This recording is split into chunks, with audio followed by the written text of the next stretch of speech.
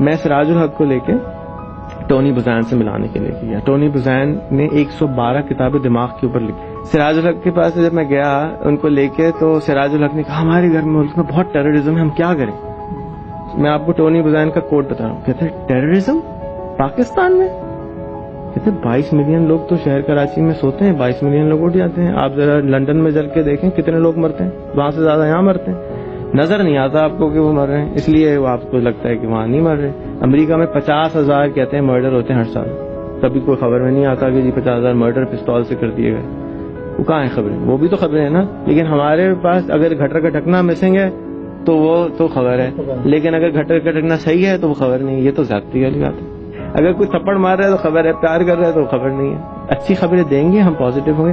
Singapore میں allowed نہیں ہے بری خبریں آنا, دبئی میں الاؤڈ نہیں ہے بری خبریں آنا, اس لیے آپ کو برائی نظر نہیں آتی. اس لیے 4 بجے لوگ آرام سے دھڑلے سے پھر رہے ہوتے ہیں. کوئی خبر خراب نہیں آ سکتی بغیر گورنمنٹ کی ذات سے. ہماری آزادی ہے, دیکھیے کیا اثر ہو رہا ہے.